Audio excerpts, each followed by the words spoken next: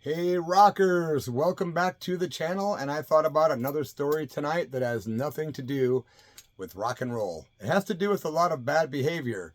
So I'm going to begin this video with this. If you're not a drinker, don't start. And if you are a drinker, well, you can probably relate to this story somewhat. It goes back to 1984 when I was 18 years old. 18, man. Seems like forever ago, right? We all remember being 18. We all remember some of the stupid stuff we did. Well, I've got a list about a mile long of a lot of stupid shit that I did. And tonight I'm going to tell you about one of those things. And actually, it's the first time that I ever got arrested when I was 18 and was able to go to adult jail. Am I bragging? Hell no. Do not drink. Do not do what I do. And I'm not saying any of this is cool. This is a story from the past. And this video channel was designed to be a book. And each chapter is one of the videos. Each video is a chapter of my book, right? Please take a second to subscribe to my channel, rockers. Give it a like and maybe a comment. Hey man, going back to 84. But before I get into the story, I have to tell you, Christmas of 83, my grandmother bought me a pair of brand new leather pants. I had been wanting leather pants for a couple years, couldn't afford them. Didn't think I'd ever have a pair. And then one year, Christmas of 83, my awesome grandmother, whose name was Virginia, rest in peace, she was the best. She's the same one that made me the Ozzy birthday cake, if you saw the Ozzy video. Well, she bought me these cool leather pants. They were real shiny black leather. And I had a leather jacket. I had my leather motorcycle boots. And I was singing for a punk rock band. I was actually kind of in between. I'd already left the band Unaccepted. And the band Hate was on the horizon, but not quite yet. I was kind of free-falling. I didn't have my big rooster mohawk at this point, but I had kind of a gothic mohawk where my head was shaved on the sides, and I had a big fluffy black mohawk. It was kind of trippy. And in Peoria, Illinois, nobody had a haircut like that, I assure you. And I got a lot of hell. Well, I was enjoying these leather pants, kind of like, you know, Jim Morrison used to wear his leather pants all the time. I started kind of doing that because I liked him that much. Well, one night, me and my friends went out, and I had just turned 18 in March of 84. So this was about probably April of 84, about a month after I turned 18, and I was able to go to jail. So all those times I got busted as a juvenile, and there was a lot of times, at least a dozen. I did 30 days in jail, and that story is on this channel. Well, 30 days in a juvenile detention center. That story is on this channel. This is about the big leagues. Actual jail, man, with like the big boys. Yeah, it was a lot different than going to juvenile. Trust me. Well. I find myself very intoxicated. I was an alcoholic at an early age. Starting at about 15, I was drinking a fifth of whiskey a day. Yeah, that's a whole nother story, and there's a lot of stories wrapped up in these years of my life from 15 to 18 that are pretty harrowing. This is the first time, though, that I got popped. Me and my friends went out, and we got slaughtered. I think we were actually drinking Everclear and whiskey. Everclear alone is kind of like moonshine. That stuff, a few shots, you're hammered. So we did a few shots of Everclear, and we busted out the whiskey. I do not recall for the life of me who I was with that night, so I can't do any shout outs to my friends. Probably someone that's dead now because a lot of my friends are gone. But that night we went out, we got hammered, and I'm going to tell you about some behaviors that I do not condone, I'm not proud of, and, you know, it is what it is, right? I'm going to be transparent and honest here, guys, so don't judge. I was 18. We were out partying over by the Landmark Cinemas area in Peoria, Illinois, and if you're from that area, you know exactly what I'm talking about. Behind Landmark Cinemas, which was Landmark was like a bowling alley, a movie theater, an arcade, you know, the kind of place teenagers hang out to do no good on weekends. We would go behind Landmark to these things called the Flumes, right? These big water tunnels that are made of concrete for water to go through to the sewer systems. But we would get on there and party, and everybody spray painted down there. We loved partying at the Flumes because there was no authority, nobody around. You could do anything you wanted down at the Flumes. So this night, we went down to the Flumes, you know, we're partying. And this is where we made our mistake. I was wearing my leather pants, my leather jacket. I had my black mohawk, gothic style, my boots on, and a chain belt, right? I had a chain belt, the old school, heavy, thick kind. The kind you'd see like Lemmy from Motorhead wearing, right? I was wearing that chain belt. We got really intoxicated. And when I used to drink, I would be the opposite guy of the guy you see here. Not like polite, nice, and, you know, coherent. No, I was incoherent, belligerent, an asshole, and a psycho. And people say, oh, Bloody never cared about the consequences. He's a sociopath.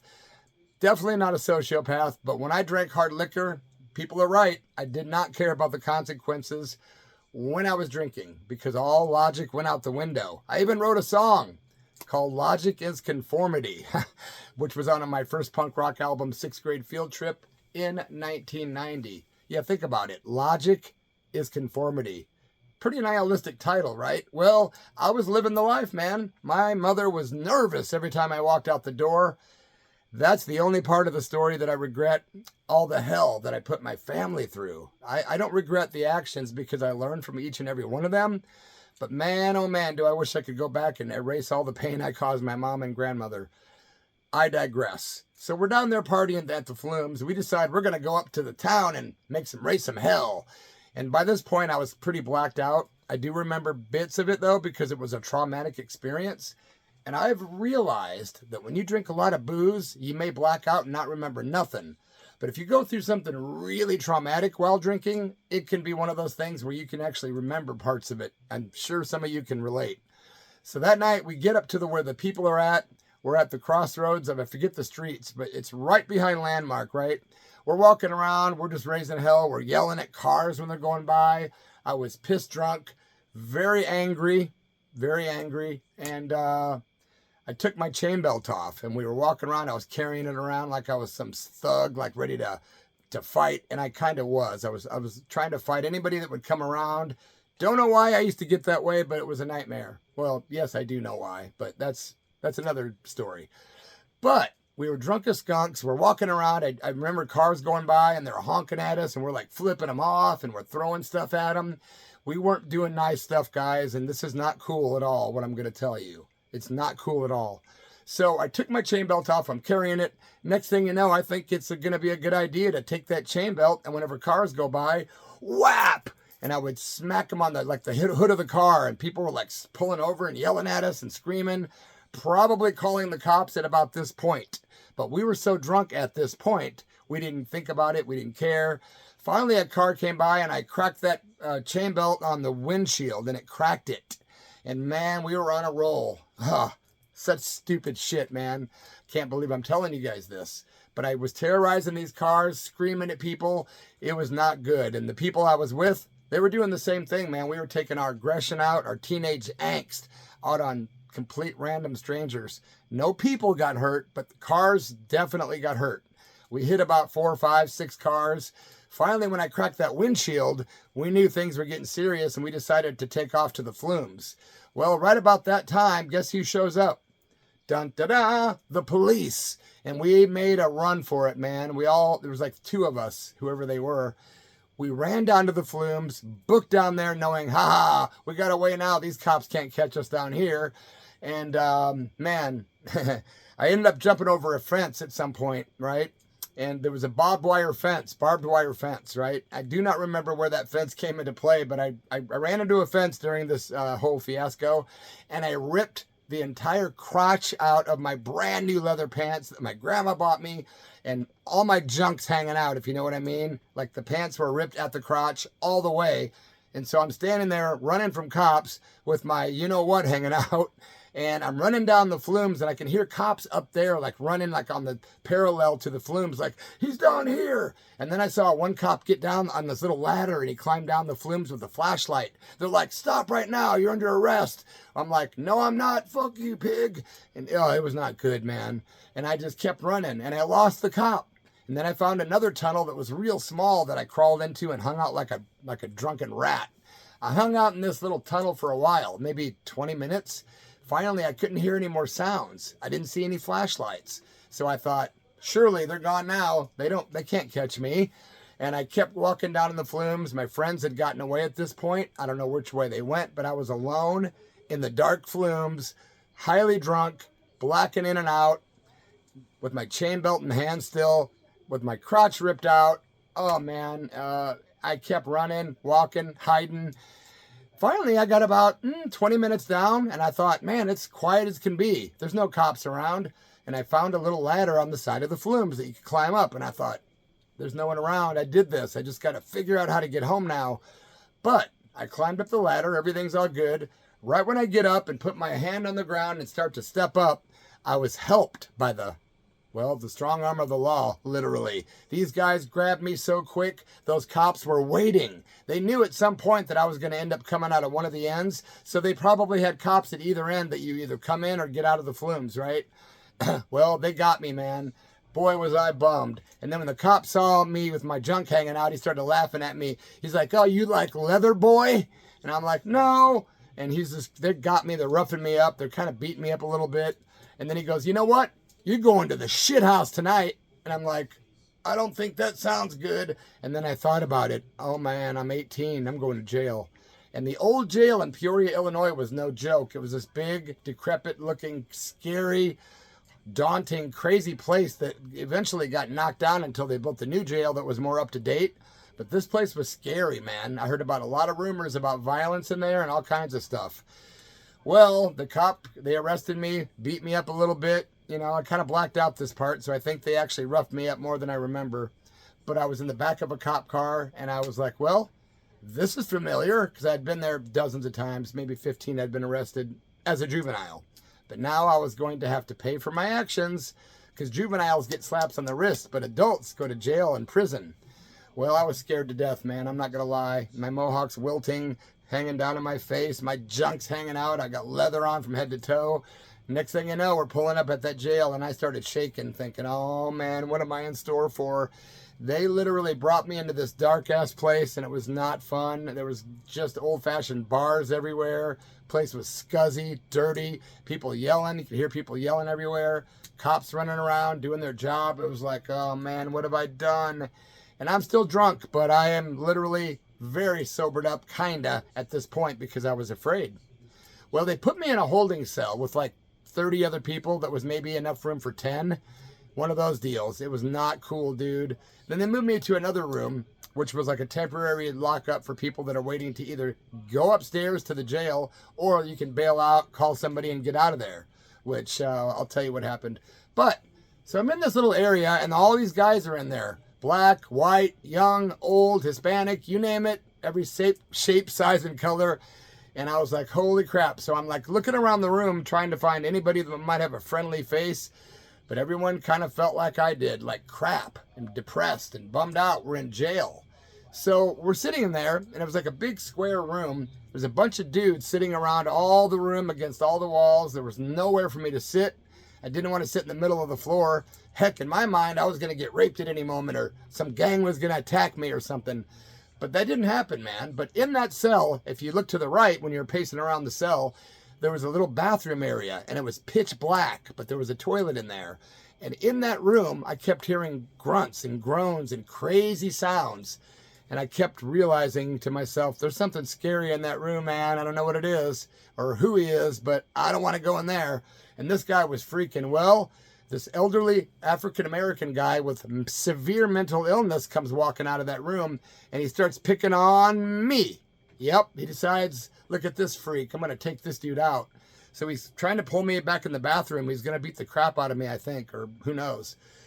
And he kept coming out and getting in my face going, "Ah, ah, ah, ah," and just, I was tripping, man. At that point, I sat my ass down and I was between a couple dudes and I was trying to ignore him and he wouldn't quit picking on me. He's grabbing my leather, trying to drag me in the back. And I'm just like an inch away from either punching him or yelling, "Guard!" I didn't know what to do. All of a sudden, my toughness went away.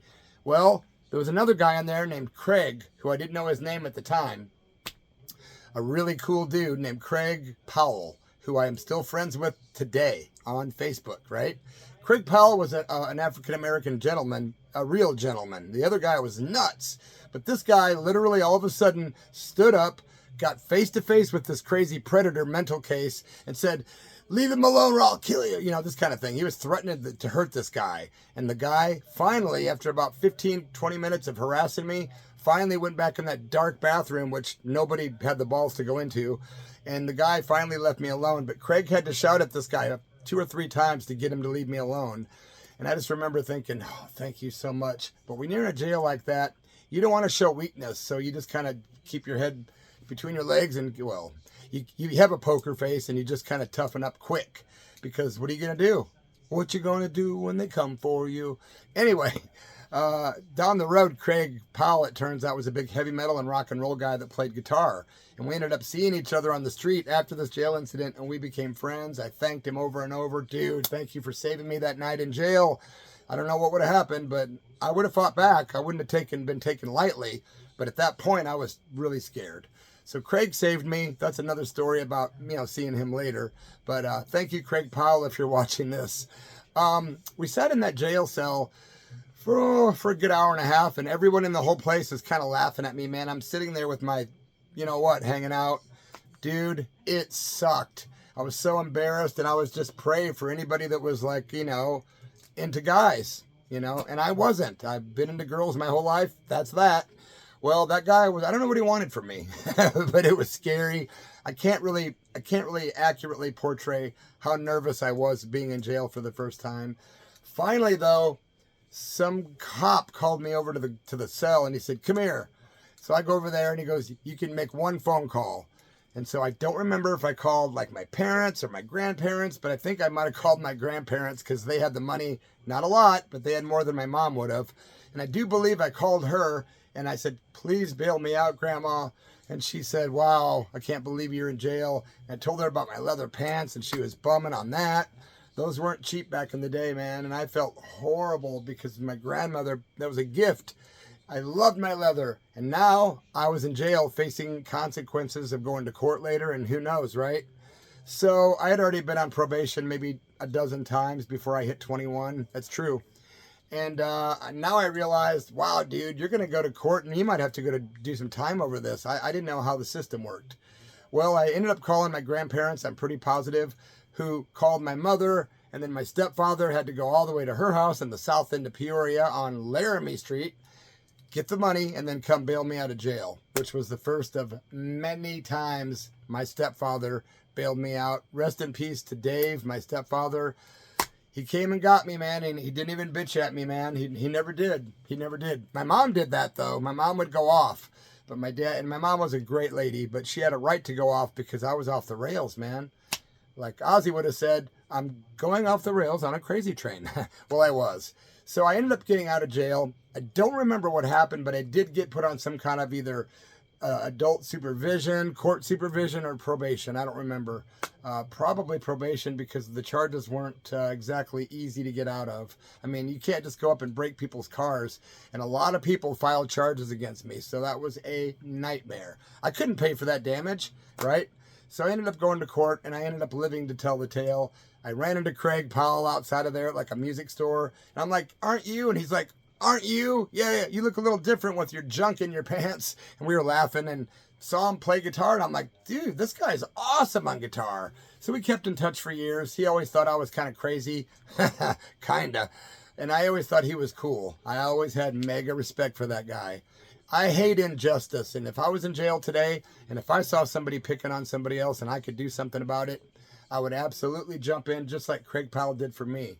But it was an absolutely scary story. It was a horrifyingly scary situation. I didn't really put it across as scary as it was, but that was the first time that I ever went to jail. And let me tell you something.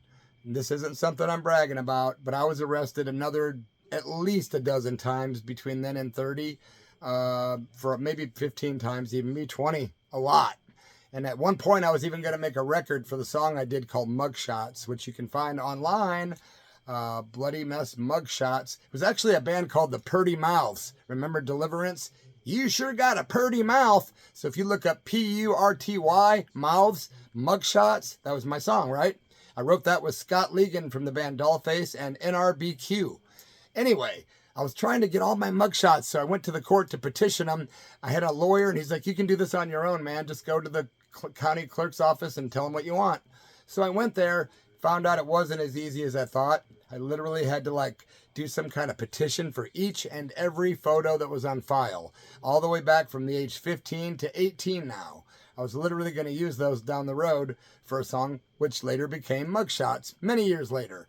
And then many years later, I tried again to get all my mugshots. Same thing. Nope, you can't have them. You got to get an attorney, this and that. So I don't know.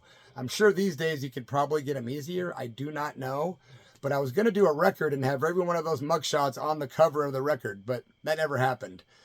Anyway, there was many more tales about going to jail, and I'm happy to say that I never did more than 2 days in jail. That wasn't the time. This time I got bailed out, but the very next time I went to jail and called my grandparents, she said to me, I love you, son, but you know what? You got to stay there. You need to learn your lesson. You really do. And I was like, really? And I had to stay there for 2 days. So the longest I ever stayed in an adult jail in my life was 2 days, and it was a different story than this one. But all my life, I was scared to death of going to prison, and I never did. Never got a felony either. No felonies on my record at all. But I've got a ton of misdemeanor charges that are all stupid, like getting drunk in bars and spitting beer on somebody. That's assault. I've gotten busted for that 2 or 3 times. Having a doobie in my pocket, that happened 7 times because Illinois was a police state to live in, really. And if you had long hair, they always searched you and busted you there. It was so unfair, man. But anyway, there was many other incidences of drunken disorderly, disturbing the peace, DUI, assaults, just you name it, man. You know, trespassing, all kinds of stuff. Anyway, that wraps up this story. It's, long enough. But that was the first time, man. And I hope many of you cannot relate and that you have never been to jail. And if you have, tell me in the comments about your first jail experience and what happened to you. I appreciate you guys very much for listening to me ramble. I'm going to go live soon. I haven't gone live in months, so I'm going to pick out a date soon. I don't know what a good time would be for everybody or what day of the week, but I want to do it within a week, maybe.